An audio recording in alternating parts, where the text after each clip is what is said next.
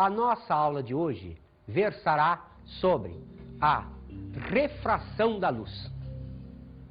Observe, a refração da luz representa para nós a passagem da luz através de um dióptro, isto é, como vocês se lembram das aulas anteriores, a passagem da luz por dois meios transparentes homogêneos considerados com uma superfície de separação.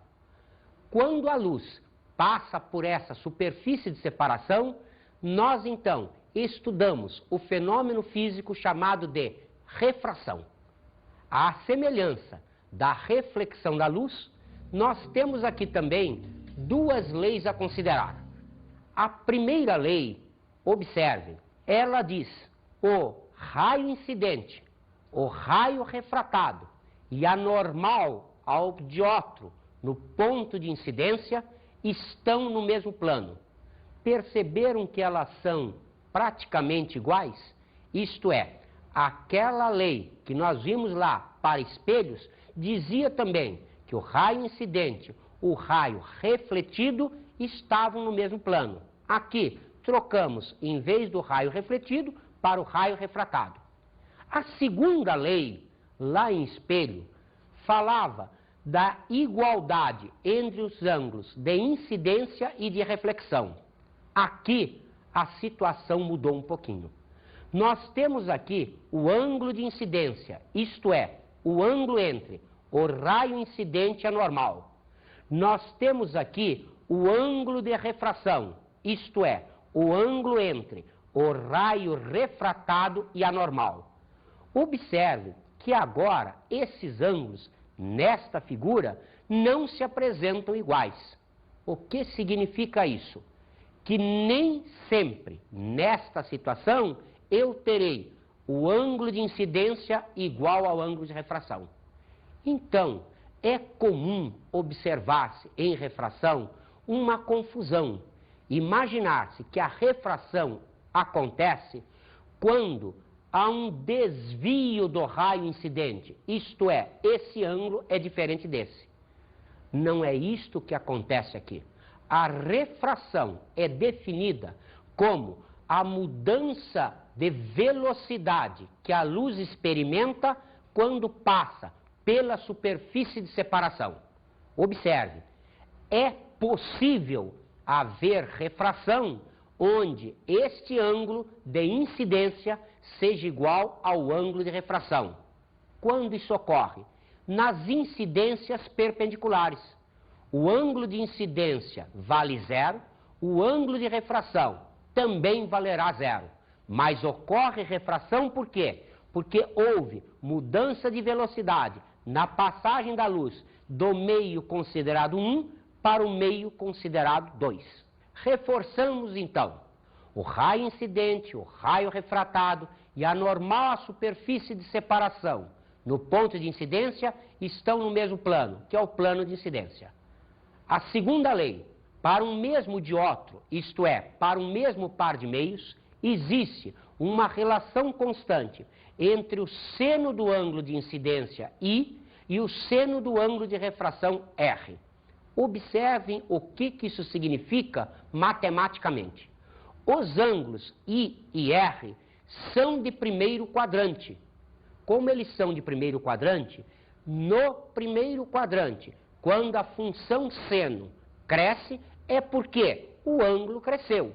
Então, o maior seno corresponde ao maior ângulo. Podemos, então, escrever matematicamente que existe uma relação entre o seno do ângulo de incidência e o seno do ângulo de refração, expressa pela relação entre as velocidades da luz no meio 1 e no meio 2. Observem mais uma vez, se o ângulo I é maior que o ângulo R, implica o seno de I é maior que o seno de R e, consequentemente, a velocidade no meio 1 é maior que a velocidade no meio 2. Como dissemos agora há pouco, o único cuidado que nós temos que ter é na situação em que o ângulo I é 0 grau. Observe, para um ângulo 0 grau, eu não consigo definir matematicamente a expressão seno de 0 sobre 0. Então, nesse caso, não usamos a segunda lei. Mas lembramos a vocês, a refração representa sempre a relação entre as velocidades no meio 1 e no meio 2. Então, vamos mais uma vez definir grandezas aqui em física. A grandeza índice de refração. Como definimos o índice de refração? De duas maneiras distintas. Primeira, o índice de refração absoluto. O que é o índice de refração absoluto? É a relação entre a velocidade da luz no vácuo e a velocidade da luz no meio considerado. Um exemplo, o índice de refração absoluto do meio 1 é a razão entre a velocidade da luz no vácuo, lembram-se, é a expressão representada por C sobre V1. E o índice de refração de um meio 2, ainda absoluto, é o C, que é a velocidade da luz no vácuo, sobre a velocidade da luz no meio 2. Vamos agora definir o índice de refração relativo entre dois meios. Observe, ele representa a razão entre dois índices de refração absolutos.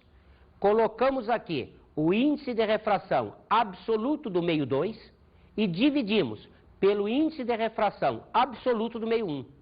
Fazendo-se então a divisão, vai desaparecer o termo C, ficando então N21 igual a N2 sobre N1 ou V1 sobre V2. Observaram o que eu disse? É N21.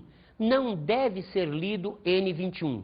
N21 entende-se índice de refração do meio 2 em relação ao meio 1. Observem que essa expressão V1 sobre V2 já é nossa conhecida. Vocês se lembram da segunda lei? Então observe, nós podemos agora juntar essas duas ideias apresentando a relação entre o índice de refração e também o seno do ângulo de incidência e o seno do ângulo de refração. Vamos então observar uma cena que o ator, ele tenta fisgar um peixe dentro d'água. Ele não é um índio, então ele não aprendeu isso. O que quer dizer? Que ele vai jogar a lança e não vai acertar o peixe. Por quê? Porque nós vamos mostrar no nosso próximo tópico que onde ele vê o peixe não é onde o peixe está. Vamos então agora estudar o fenômeno da reflexão total da luz. Observem, nesta situação, nós estamos fazendo a luz do meio 1 para o meio 2. Perceberam o que significa o ângulo de incidência ser menor que o ângulo de refração? Que a velocidade da luz nesse meio é obrigatoriamente menor que a velocidade da luz naquele meio, como vimos na expressão seno de I sobre seno de R igual a V1 sobre V2. Nesta situação, então, observamos que este é o raio incidente, este é o raio refratado. Isto é, houve um aumento do ângulo tal que a velocidade no meio 2 é maior que a velocidade no meio 1.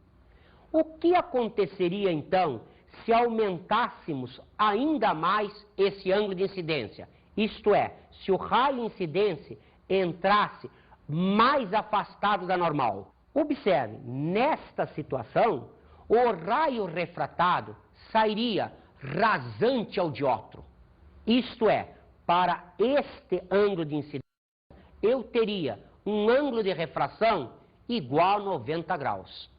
Nesta situação particular, nós dizemos que o ângulo de incidência é chamado ângulo limite de refração.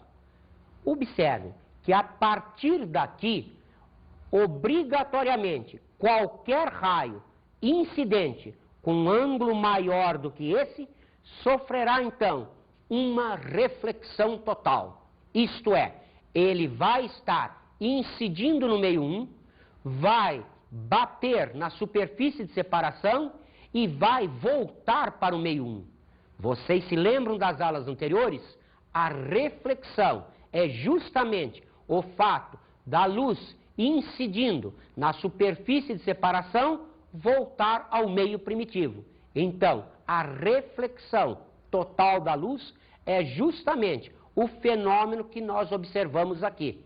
Dado um ângulo incidente maior que o valor do ângulo limite, este raio, em vez de passar para o meio 2, isto é, sofrer uma refração, ele vai voltar para o meio 1, sofrendo então uma reflexão.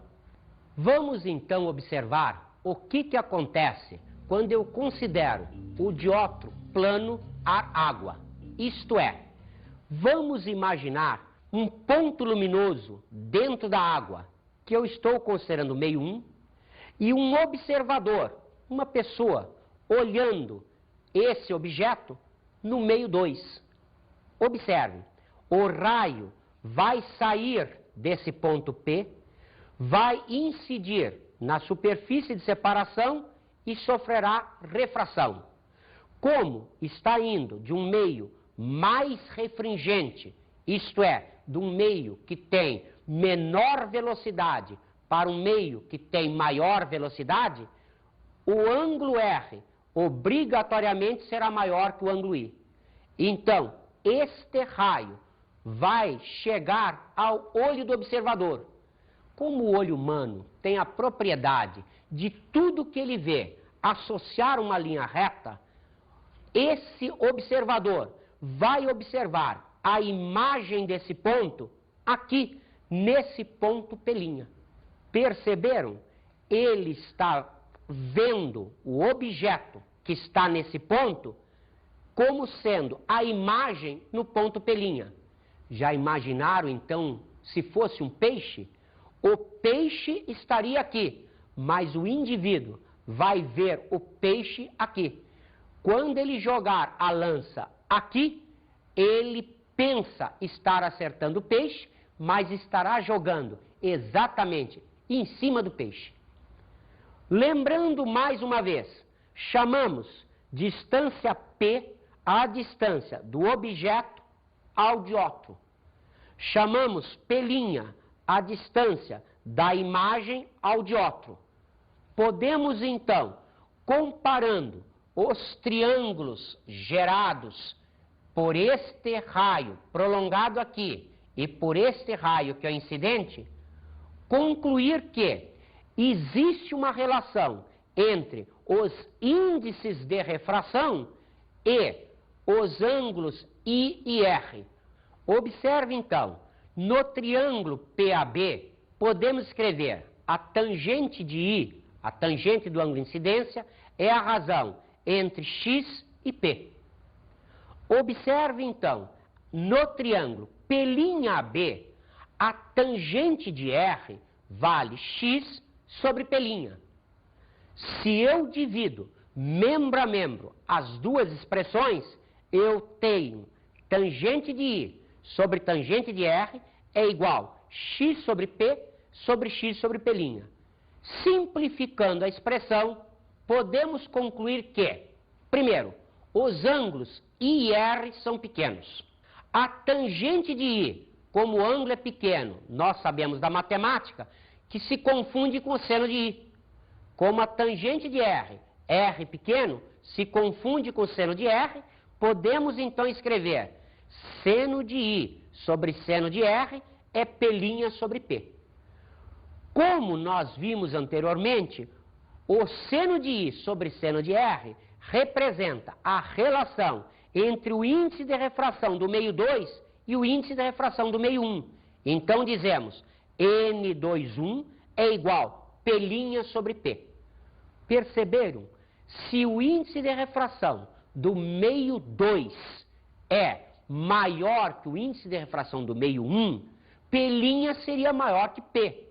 Se o índice de refração do meio 2 é menor que do meio 1, como é o caso apresentado, P' será obrigatoriamente menor que P, gerando então uma imagem acima do objeto, a profundidade aparente, isto é, a distância do nível de água até essa imagem representa a profundidade que nós vemos, mas não está o objeto.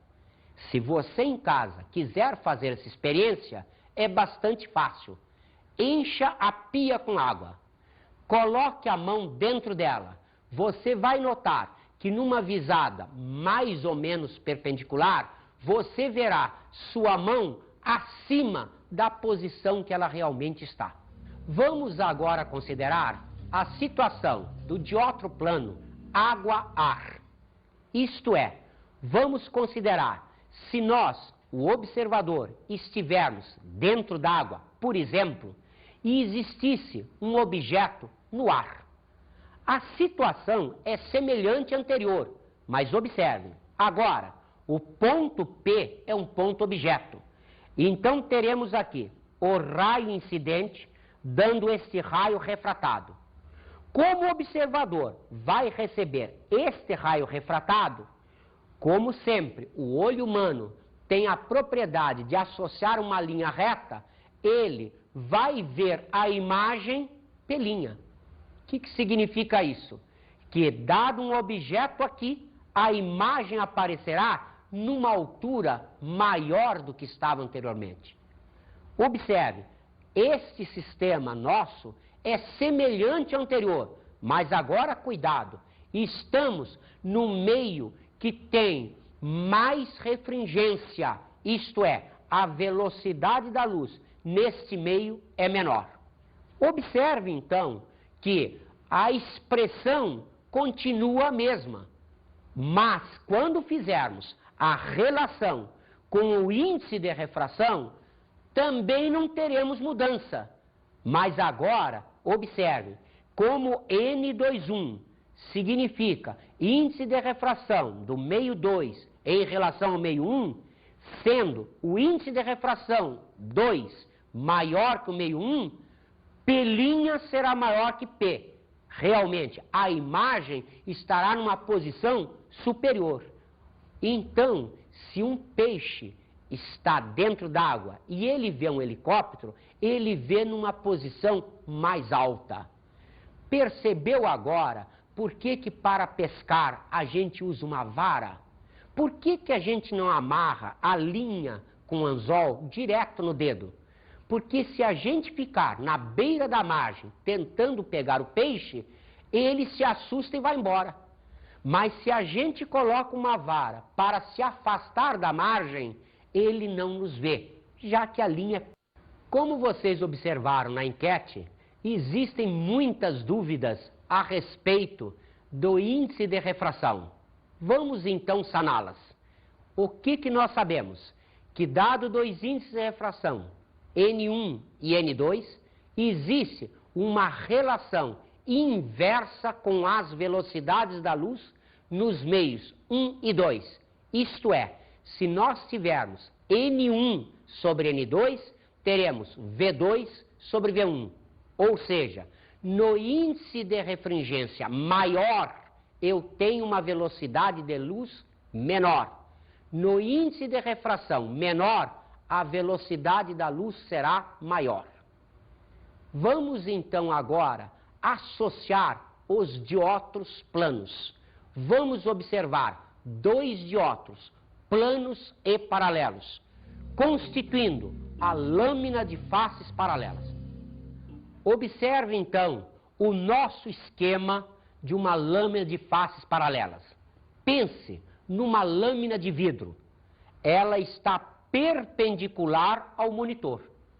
Então, esta face é um diótro ar-vidro. Essa outra face representa o diótro vidro-ar. Perceberam? Existe aqui no meio um meio 2, aqui o meio 1, aqui o meio 1. No nosso exemplo, ar, vidro, ar.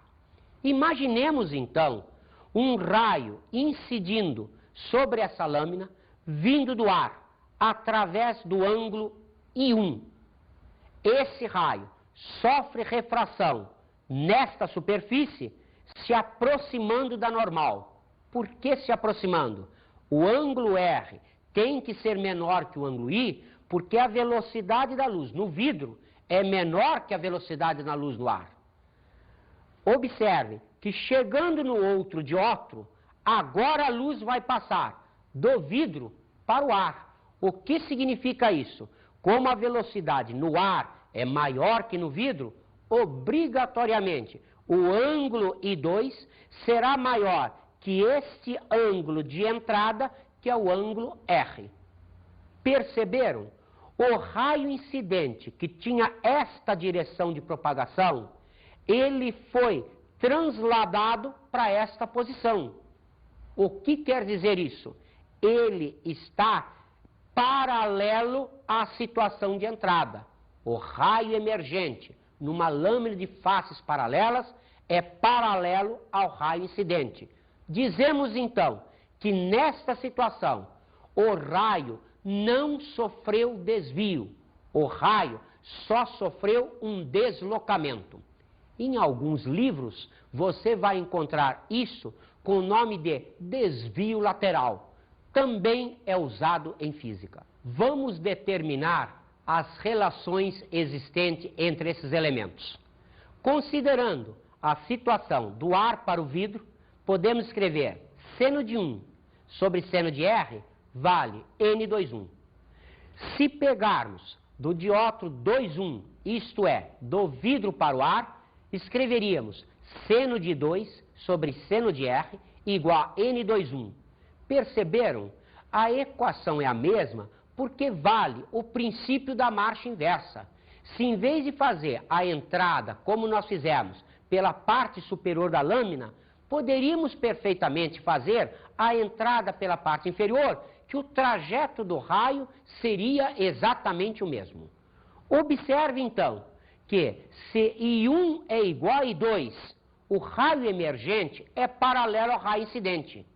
Vamos então chamar estes ângulos de I.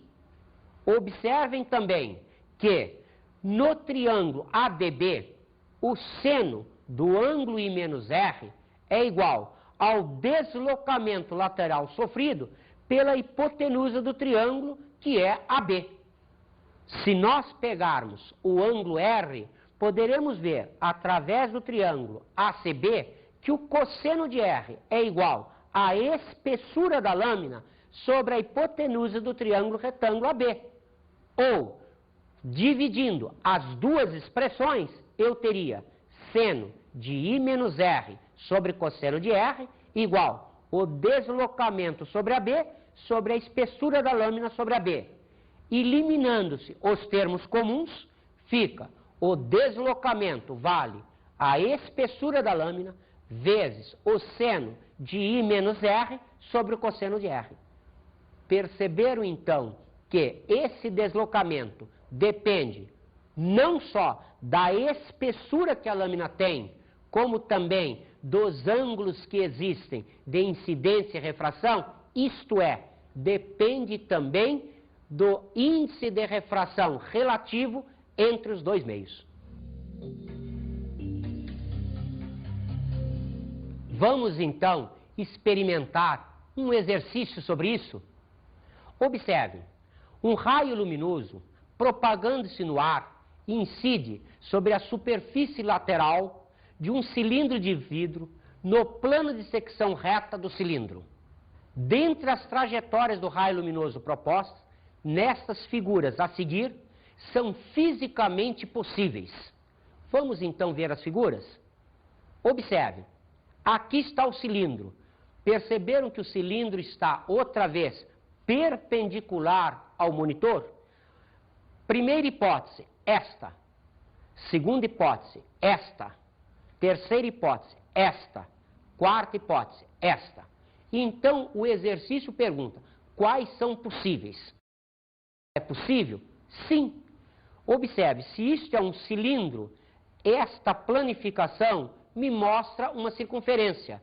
Então, como o raio está passando pelo centro da circunferência, obrigatoriamente, ele não sofre desvio. Ele sofre refração, mas não sofre desvio. Então, ele passa direto. Observe, nesta situação, o raio luminoso entra obliquamente à superfície, não está passando pelo centro. Mas, na figura do raio refratado, o raio refratado passa pelo centro. É impossível. Por quê? Porque, dado um ângulo I diferente de zero, é impossível que nós tenhamos um ângulo R igual a zero. Então, a figura 2 é impossível fisicamente. Analisemos a 3. Perceberam outra vez? Se isto é a circunferência, o centro está mais ou menos aqui. Então, a normal estaria aqui, a luz passando do ar para o vidro, de um meio menos refringente para um meio mais refringente, tenderia a se aproximar da normal. Isto é, o ângulo R de refração realmente menor que o ângulo I de incidência. Aqui, nesse dióptro, estaria acontecendo o contrário. Agora estaria passando do vidro para o ar. Então, como é de um meio mais refringente para um meio menos refringente, o raio tenderia a se afastar da normal. Este desenho é possível. Observem a situação do 4. É impossível. Se o raio está entrando aqui, ele está oblíquo a esta superfície. Se ele está oblíquo, ele não pode passar pelos meios sem desvio. Obrigatoriamente, então, esse raio teria que sofrer um desvio. Como tal, as respostas possíveis são 1 e 3 somente. Opção letra A. Vamos então a um próximo exercício. As miragens e as posições aparentes dos corpos celestes são corretamente explicadas através da primeira opção, variação do índice de refração das camadas de ar devido à mudança de densidade do meio. Opção B, reflexão total da luz nas camadas mais baixas, seguida da difração da luz. C, interferência destrutiva que ocorre devido à reflexão da luz nas camadas mais altas da atmosfera. Opção D, esfericidade do planeta, que faz com que os raios luminosos que tangenciem a atmosfera, dando-nos a impressão de desvio.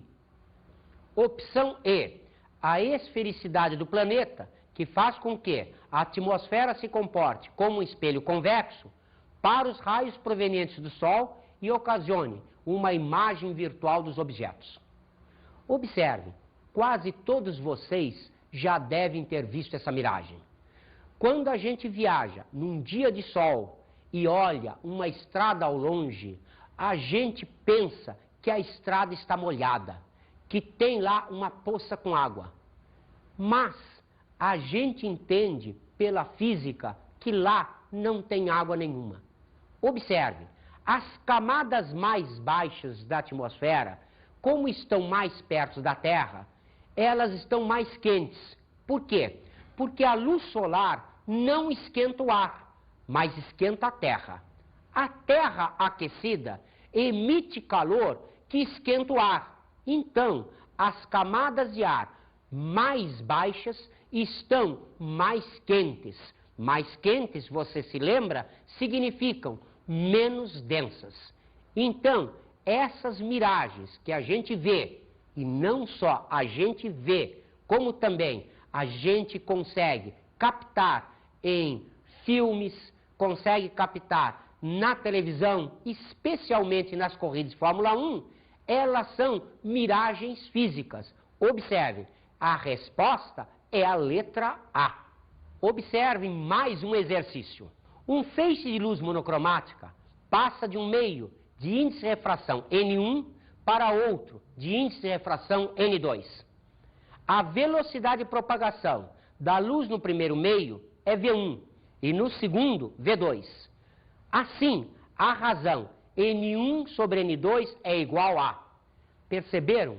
A nossa enquete era justamente esse exercício caído num vestibular. O que nós podemos dizer? Como eu tenho estas opções, eu sei que N1 sobre N2 vale V2 sobre V1. Isto é, o índice de refração é inversamente proporcional à velocidade da luz daquele